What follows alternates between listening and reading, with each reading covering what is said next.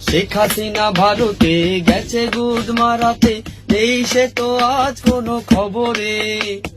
ডালিমের অর্ডারে শেখ মুজিবর আজ ঘুমিয়ে আছে যে হাই কবরে। কাকে যেন ভালোবেসে আঘাত পেয়ে যে শেষে পাগলা গারদে আছে মমতাজ। কাদেরটা ঢুকছে দুরন্ত ক্যান্সারে, জীবন করেনি তাকে ক্ষমা হয়। ছাত্রলীগের সেই আড্ডাটা আজ আর নেই, আজ আর নেই।